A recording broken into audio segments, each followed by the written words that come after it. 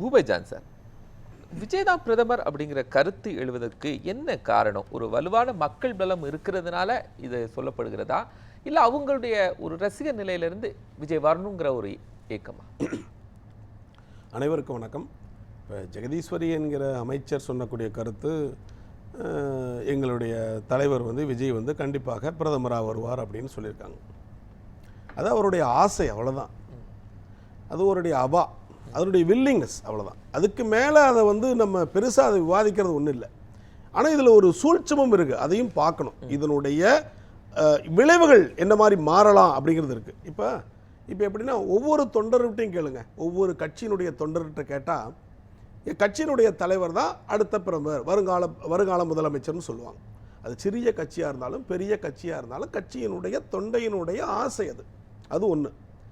அடிப்படையிலே பார்த்தோன்னா ஒரு விஜய் அவர்கள், தமிழர் அவர்கள் பிரதமராவது சிறப்பு, அவர் மேலே வருவது நல்லது, இந்தியாவை ஆள வேண்டும் என்பது சரிதான், யார் வேணாலும் பிரதமராக ஆகலாம், அதில் மாற்று கருத்து இல்லை. ரைட்.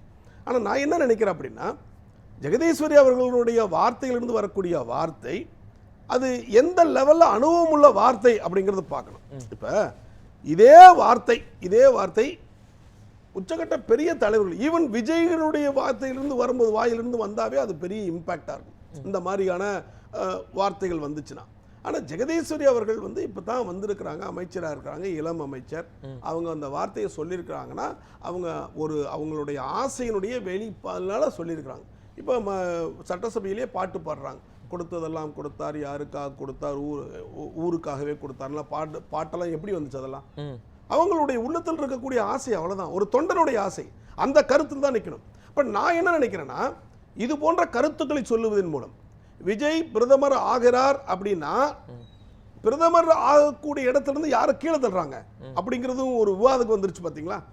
அப்போ ராகுல் இந்தியாவில் இருக்கக்கூடிய பிரதமர் ஆவதற்கான மாற்று சக்தி அவர் தான் அப்படின்னு நான் நினைக்கிறேன்.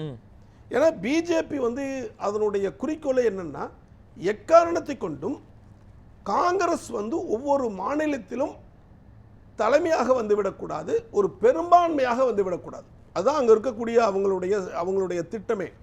லோக்கல் பாலிட்டிக்ஸ் வந்தாலும் பரவாயில்ல, ஈவன் லோக்கல் இருக்கக்கூடிய டிஎம்கேவா இருக்கட்டும், ஏடிஎம்கா இருக்கட்டும், தாவேகா, எவர்கள் வந்தாலும் பரவாயில்ல, ஆனால் காங்கிரஸ் வரக்கூடாது, காங்கிரஸ் நிலைவரக்கூடாது. அப்ப காங்கிரஸ் நிலைபெறவில்லை என்றால் ஒட்டுமொத்த இந்தியாவிலும் காங்கிரஸ் வலுவிழந்து போனால் எக்காரணத்திலும் எந்த சூழ்நிலையிலும் பிஜேபி மேல வந்துடும். நீங்க அடிக்கடி நீங்க பார்த்துப்பீங்க, உப்புமா கதைன்னு ஒன்று இருக்கு, அது எல்லாத்துக்கும் தெரிஞ்ச கதை தான். ஐஐடியில ஒரு சின்ன அதை மட்டும் சொல்லிடுறேன். ஐஐடியில கிட்டத்தட்ட உப்புமாவே போட்டுக்கிட்டு இருந்தாங்களாம். அந்த இதுல எல்லாருக்கும் உப்புமா, எந்த போட்டாலும் உப்புமா, எல்லாரும் மக்கள்லாம் போராடுறாங்க, ஸ்டூடெண்ட்ஸ் எல்லாம். என்னங்க எப்போ பார்த்தாலும் உப்புமா போடுறீங்க, உப்புமாவே போட்டுட்டு இருக்கிறீங்க, இதெல்லாம் நான்வெஜ் போடலையா, வெஜ்ஜு போடலையா, பொங்கல் போடலையான்னு. சரி, உடனே இது மேடம் வார்டன் சரி தேர்தல் வச்சுக்கலாம், ஓட்டிங் போட்டுடலாம் அப்படின்னு சொல்லிட்டுறாங்க. என்ன பண்ணாங்கன்னா ஓட்டிங் விட்டாங்களாம். கிட்டத்தட்ட என்ன பண்ணாங்கன்னா, இப்போ இந்த உப்புமா வேண்டான்னு சொல்றது 80% பேர், 80% உப்புமா வேண்டாங்கிறான், 20% பேர் தான் உப்புமா வேணுங்கிறான் அடிப்படையில். அப்போ என்ன பண்ணுறான், இந்த 80% பேர் ஓட்டு போடும்போது அவனுக்கு பிடிச்சதை போட்டான். ஒருத்தர் பொங்கல் போட்டான், வடை போட்டான், இட்லி போட்டான், தோசை போட்டான், எல்லாத்தையும் போட்டான். இந்த 20 பேர் இருக்காங்க பாருங்க, அவன் உப்புமாவே போட்டான். கடைசியில் ஓட்டிங்கில் பார்த்தா கடைசியில் உப்புமா மேலே வந்துருச்சு. அப்போ இதில் என்ன சொல்ல வர்ற அப்படின்னா, சொல்லுங்க, ஒரு பெரும்பான்மையை டீஸ்டபிளைஸ் பண்ணும் பொழுது சிறுபான்மை இருக்கக்கூடிய இந்த வேலையை யாரு பார்க்குறாங்க? அதுதான் இருங்க, முடிச்சிட மேலே வந்துடும். அப்போ ஒரு பிஜேபியினுடைய யுக்தி என்ன அப்படின்னா, காங்கிரஸ் நிலைபெறக்கூடாது. எஸ், இப்போ பிஜேபி இந்த யுத்தியை எடுக்கிறாங்கல்ல, இது உடனே உடைக்க வர வேண்டிய வேலை யாருடைய? இதுதாங்க. இப்போ நம்ம இது ஒரு இதை வச்சுக்கோங்க. இப்போ ஜெகதீஸ்வரி அவர்கள் சொல்லக்கூடிய வார்த்தை அவர்களுடைய ஆவலின் மிகுதியால் தான் சொல்லியிருக்கிறாங்களே, அதில் எந்த விதமான உள்கருத்தும் இல்லை. இப்போ விவாதம் எப்படி போயிடுச்சு பாருங்க. விவாதம் எப்படி ஆயிடுச்சுன்னா, அப்ப இவர் பிரதமராக வந்தால் பிரதமராக இருக்கக்கூடிய ஒரு நபருக்கு கீழே தள்ளப்படுகிறது. அப்ப அங்க டீஸ்டபிளைஸ் ஆகுது. அப்ப என்னது, காங்கிரசுக்கும் இங்க இருக்கக்கூடிய மோதல் வந்துகிட்டே இருக்குதா? அப்ப ரைட், மோதல் வந்துருக்கு. எனக்கு என்ன பயம்னா, இப்படி மோதல இங்க இருக்கிற இடத்துல தாவேகாவை தூக்கிட்டு போறாங்க. இல்ல, அதான் இத களைய வேண்டிய பொறுப்பு யார்கிட்ட இருக்குன்னு கேக்குறேன். எதுங்க? இப்போ இந்த மாதிரி பாஜக ஒரு களைய வேண்டிய பொறுப்பு யார்கிட்ட இருக்குன்னா, ஐயா, இந்த களைய வேண்டிய பொறுப்பு யார்கிட்ட இருக்குன்னா தாவேகா கிட்ட தான் இருக்குது. அவங்ககிட்ட தான் இருக்குது. அவங்க ஏன் அமைதி காத்துட்டு அதுக்கு இன்னும் இருங்க இல்லைங்க, அது பேசின பேச்சு இன்னைக்கு தானே பேசுறாங்க. ஜெகதீஸ்வரி இன்னைக்கு தானே பேசுறாங்க. 24 மணி நேரம் கூட ஆகலையே, 24 ஹவர்ஸ் ஆகலையே சார். பால் காய வைக்கிறதுக்காகவே ஒரு 1/4 மணி நேரம் ஆகுது சார். சோறு ஆக்கினாவே 1 மணி நேரம் ஆகுது. ஒரு சாதாரண பேச்சு சொல்லியிருக்கிறாங்க, அதுக்கு டைம் எடுப்பாங்க, அவங்க யோசிச்சு சொல்லுவாங்க. நிர்மல்குமார் அவர்கள் வந்து அவர் அறிக்கை விட்டுருக்கிறாரு. அப்புறம் நீங்கள் ஒன்றுமே இல்லைங்க, இந்த விஷயத்தை போய் விஜய் கிட்ட சொல்லுங்க சார், உங்களை பிரதமர் இருக்கணும்னு எல்லாம் விரும்புகிறாங்க. அவர் என்ன சார் சொல்லுவார் சார்? நீங்கள் என்ன ஸ்மைலிங், அதாவது சரி ரைட்டு உங்கள் ஆசை அப்படி இருக்குன்னு சொல்லுவார். ஆனால் கருணாநிதிட்ட ஒரு கேள்வி கேட்குறாங்க எல்லாரும் சேர்ந்து, நீங்கள் தான் அடுத்த பிரதமர் அப்படின்னு சொல்லுவார். அவர் அழகான ஒரு பதில் சொல்றார், என் உயரம் எனக்கு தெரியும்னார். என் உயரம் எனக்கு தெரியும் அப்படின்னாரு. அப்ப இதுல என்ன சொல்ல வருதுன்னா, இவர்கள் இது போன்ற வார்த்தைகளை சொல்லுவதன் மூலம் ஆவலின் மிகுதியாக சொல்லக்கூடிய வார்த்தை மினிஸ்டர் சொல்றாங்க, அது விவாத பொருளாக மாறுகிறது. அந்த விவாதம் உள்ளுக்குள் இருக்கக்கூடிய அந்த முரண்களை கூர்மைப்படுத்திடக்கூடாது. அது ரொம்ப முக்கியமா இருக்குது நான் பாக்குறேன். ஏன்னா இப்ப இருக்கு மாணிக் தாக்கூர் சொன்னதை போட்டிருக்கீங்களா, அதை கேளுங்க. எதுங்க ஐயா? மாணிக் தாக்கூர் சொன்னது தாங்க. இல்ல மாணிக் தாக்கூர் இருங்க, நான் சொல்லிடுறேன் இருங்க. மாணிக் தாக்கூர் என்ன சொல்லுவாருன்னா, இப்ப அவரு ஜென்சி மோடுக்கு போறாரு. அவரு ஜென்சி மோடுக்கு போறாரு. எப்படி போறாரு அப்படின்னா, இந்த மாதிரி ஜெகதீஷ் அவர்கள் சொல்லிட்டாங்க அப்படின்னா ஜென்சில் என்ன பண்ணுவாங்க, எப்பா அவங்க வந்து இந்த மோடுக்கு போயிட்டாங்கப்பா, ரசிகர் மோடுக்கு போயிட்டாங்க அப்படின்னு அதுவும் சொல்றாரு. அவரு வந்து அதுவும் ஜென்சியா தான் பேசினாரு. தோழர் ஒன்று சொன்னார், அற்புதமா சொன்னார் மனுஷன். அதை வந்து அவர் வந்து இன்னும் முதிர்ச்சியை பெறவில்லை. இதே வார்த்தையை, இதே கருத்தை, இதே வார்த்தை 3 தலைவர்கிட்ட கேட்டா 3 விதமான பதில் சொல்லுவாங்க. ஒரு கலைஞர்கிட்ட கேட்போம், கலைஞர்கிட்ட கேட்டா எப்படி பதில் சொல்லுவார், ஸ்டாலின் கேட்டா எப்படி பதில் சொல்லுவார், ஈவன் மூப்பனார்கிட்ட கேட்டா எப்படி பதில் சொல்லுவார், இந்த மாதிரி ஜெயலலிதா அவர்கிட்ட கேட்டா எப்படி பதில், ஒவ்வொரு வித்தியாசமான பதிலை கையாளுவார்கள். இல்ல ஜெயலலிதா அவர்கள் மோடியா லேடியா அப்படிங்கிற இல்ல நான் எதுக்கு சொல்ல வரேன்னா, கையாளக்கூடிய விதம் அப்படிங்கிறது, கையாளக்கூடிய விதம். இன்னும் இவர் தோழர் சொன்னார், அதாவது மீடியாவை பார்க்கும் பொழுது அவர்கள் சொல்லக்கூடிய வார்த்தைகள் இருக்குங்களே, அந்த கையாளக்கூடிய வார்த்தைகள் வந்து அந்த சமயத்தில் அந்த பிரசன்ஸ் ஆஃப் மைண்டில் வரக்கூடிய வார்த்தைகள் விவாத பொருளாக இருக்கக்கூடாது என்கிற வார்த்தைகளை எல்லாம் வெளியே வைக்கணும். அது அனுபவத்தில் வரும். அப்கோர்ஸ் மாணிக்கம் தாக்கூர் அனுபவம் இல்லைன்னு சொல்லலை, அவர் ஜென்சி மோடில் போறாரு. ஏன்னா ஜெகதீஸ்வரி அவர்கள் பேசுவது ஜென்சி மோடு, அதனால அந்த ஜென்சி மோட்ல இவரும் ஜென்சி மோடுல போயிட்டு அந்த மாதிரி சொல்லி வைக்கிறாங்க. இப்போ நம்ம என்ன சொல்ல வர்றோம் அப்படி, இதே துலா சார் ஏதோ குறிக்கிறாங்க சொல்லுங்க. வரிதான் ஒன்றும் பெருசா இல்லை. அதாவது சகோதரி ஜெகதீஸ்வரி சொல்றதுல அவங்களுக்கு ஒரு ஆசை இருக்கலாம். புத்தர் ஆசையை விடுன்றாரு, அத்தனைக்கு ஆசைப்படணும்னு தமிழ்நாட்டில் ஒருத்தர் சொல்லிட்டு இருக்காரு. என்ன ஆசைன்னா, நம்மளும் நிர்மலா சீதாராமன் அங்கே போய் நிதியமைச்சர் ஆயிடலாமாங்கிற ஒரு ஆசையெல்லாம் வரும். இப்போ விஜய் அவர்கள் பிரதமரானா யார் நிதியமைச்சராக முடியும், அல்லது தொழில் அமைச்சராக முடியும். அதனால் அது ஒரு பக்கம் இருக்கட்டும். அண்டாக்குள்ளே நீங்கள் உட்காந்துக்கிட்டு கிழக்கு மேற்க தேடலாம். அண்டாவில் உட்காந்தீங்கன்னா இது கிழக்கு இதுக்கு மேற்குன்னு, உலக்குக்குள்ளே போய் கிழக்கு மேற்கு தேடினா முடியுமா? இதுதான் விஷயம். சொல்லுங்க. நான் என்ன சொல்ல வரேன்னாங்க, விவாதங்கள் பேசலாங்க, விவாதங்கள் நடக்கலாம். ஆனால் இந்த விவாதங்கள் என்னன்னா, இப்போ எப்படி ஆயிடக்கூடாதுன்னா, இது சொல்லுவதன் மூலம் என்ன ஆகுது, இங்கே தாவிக்கா லோக்கல்ல இருக்கக்கூடிய ஸ்டெபிலைஸ் ஆகாமல் டீஸ்டெபிலைஸ் ஆகிடக்கூடாது. ஏன்னா இப்போ வந்து இது ஜெல் ஆகிட்டே இருக்குது, ஒரு கூட்டணி உருவாகிட்டே இருக்குது, ஒரு கம்ப்ளீட் ஷேப்புக்கு வருது, சிலை வடிக்கப்பட்டு கொண்டிருக்கிறது, செதுக்கப்படுகிறது.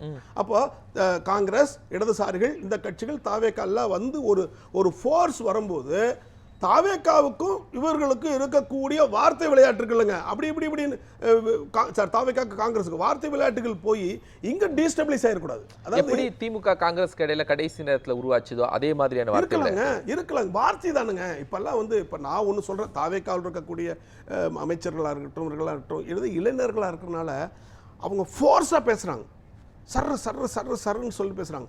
அப்போ கொஞ்சம் ஒரு அமைதி காத்து உள்கருத்துக்களை வாங்கி கொண்டு அது எந்த வார்த்தைகளை சொல்லலாம் என்கிற அந்த மாதிரி பக்குவம் வந்து இன்னும் வரத்தான் வரும். அப்போ அந்த போர்ஸா சொல்லும்போது, வார்த்தைகள் சொல்லும்போது கோப வார்த்தைகள் தானுங்க. அதாவது என்னன்னா, நாக்கில் வெளிவந்து ஒரு வார்த்தைகள் ஈட்டி விட கொடுமையானதுங்கிறாங்க. அதுதான் சொல்றாங்க, அந்த அவ்வளவு சக்திகளை வாய்ந்தது. அதாவது பயங்கரமான ஆயுதம் எது அவர் சொன்ன மாதிரி அழகான நல்ல சொல்லியிருப்பாரு. அதான் சொல்ல வரேன். அப்ப அதான் முக்கியம். அதனால நான் என்ன சொல்ல வரேன், ஒவ்வொருத்தரும் தாவை கலந்து கொடுத்திருக்கிறது. செங்கோட்டையன் சொல்றாரு, எதிர்கால இந்தியாவை ஆளக்கூடியவர். மரிய வில்சன் சொல்றார், தேசிய அளவில் ஒரு தலைவர் உருவாகிறார், அது நம்ம சிஎம் தான். அமைச்சர் ஸ்ரீநாத் சொல்றாரு, நாளைக்கு அந்த டெல்லியே அவருடையதா இருக்கலாம் அப்படின்னு வரிசையா ஒவ்வொருத்தரும் பதிவு செய்யறாங்க. எல்லாமே ஜென்சி மூட்ல இருக்கிறாங்க. அதான் சொல்றாங்க. செங்கோட்டையனுமா எல்லாருங்க, செங்கோட்டையன் ஜென்சி ஆகி எவ்வளவு நாளாச்சு? செங்கோட்டையன் வந்து ஜென்சி ஆகி நாளாச்சு. இல்ல நான் என்ன சொல்ல வரேன்னா, இது எல்லாம் அவர்களுடைய ஆசை. இது ஒரு இஷ்யூ ஆகும்னு செங்கோட்டையன் அவர்களுக்கு தெரியாது. இஷ்யூன்னு நினைக்கிறீங்க? தமிழ்நாட்டில் எப்பொழுதுமே சட்டசபை உள்ளே ஆனாலும் சரி வெளியானாலும் சரி தலைவரை வந்து அளவுக்கு அதிகமாக புகழணுங்கிறது இங்கே ஒரு பழக்கமாக இருக்குங்க. Hero worship. திமுக Hero worship. ஆரம்பிச்சு வச்சது அதான் ஏன்னா அது எல்லாருக்கும் பழக்கமாக இருக்கு. ஹீரோ வர்ஷிப்ங்கிறது வந்து இந்தியா ஃபுல்லாவே இருக்குது. ஹீரோ வர்ஷிப் தமிழ்நாடு மட்டும் இல்ல. நம்ம தமிழ்நாடு தான் எனக்கு தெரியும். இல்லைங்க, உங்களுக்கு எல்லாம் தெரியுங்க. இங்க பாருங்க, இல்ல நான் என்ன சொல்றேன், ஹீரோ வர்ஷிப் வந்து நம்ம நாச்சு புகழ்றோம், வடநாடு ஃபுல்லா காலே விழுவான். அதாவது ஒரு நிமிஷம் போய் பார்த்தா 20 முறை கால் விழும். ஒரு மனிதன் இன்னொரு மனிதனுடைய காலில் உளுந்து உளுந்து பழக்கூடிய கலாச்சாரம் வடநாட்டில் இருந்து வந்தது. இங்க வந்து ஹீரோ வர்ஷிப் இருக்குது, புகழுவாங்க. அதே ஹீரோ வர்ஷிப்பை வேண்டாம் என்று சொல்லக்கூடிய தலைவர்கள் எல்லாம் இருந்திருக்கிறாங்க. புரிஞ்சுச்சுங்களா? அதனால நாம் என்ன சொல்ல வரோம்னா, சார் தாவேக்கால் இருக்கக்கூடிய அமைச்சர்கள் எல்லாரும் அப்படித்தான் சார் சொல்லுவாங்க. இப்போ வந்து இந்தியாவை ஆளுவர், நாட்டை ஆளுவர், நாட்டை ஆளக்கூடிய தகுதி அதில் ஒன்றும் தவறே கிடையாது. ஆனால் என்ன அப்படின்னா இது வந்து இந்த வார்த்தைகளை வைத்துக்கொண்டு இதில் உள்ள அரசியல் செஞ்சிடக்கூடாது. அதான் ரொம்ப முக்கியமாக நம்ம கவனமாக பார்க்குறோம். இந்த உள்ளரசியல் வந்து வார்த்தை வெளியே வந்து அது வந்து ஒரு விதமான கலக்கம் உருவாகி இப்போ இருக்கக்கூடிய இந்த தாவேக்காவுக்கும் காங்கிரஸும் இருக்கக்கூடிய இந்த ஜெல்லை வந்து சில வார்த்தைகள் வந்து பிளவுபற்றக்கூடாது. பிளவுபடல, மனது கஷ்டப்படாம பிளவுபடாது, மனதில் கஷ்டம் ஏற்படுத்தக்கூடிய சூழ்நிலைகளை உருவாக்கிடக்கூடாது. அதுதான் ரொம்ப முக்கியம். ஏன்னா கேடரஸுக்கான அப்படி உருவாக்கும் போது என்ன வரும்னா, கேடரஸுக்கான மென்டல் பவர் குறைஞ்சிடக்கூடாது. அது ரொம்ப முக்கியம். Mental power is more superior than the physical power. அப்போ அது போன்ற நிகழ்ச்சிகள் எல்லாம் தள்ளிட்டு போய்க்கிறாங்க. இதையெல்லாம் யாரு தள்ளுவாங்க அப்படின்னா, இந்த கூட்டணி விரும்பாதவர்கள், இது வந்து சேரக்கூடாது, இன்னொரு ஃபோர்ஸா மாறிடக்கூடாது என்று நினைக்கிறவர்கள் இது போன்ற காரியங்களை கையில் எடுத்துருவாங்க. அப்ப என்ன, விழிப்புடன் இருக்க வேண்டும். அதுதான் நம்ம சொல்ல வர்றோம். அப்போ யாரெல்லாம் விழிப்போடு இருக்கணும்?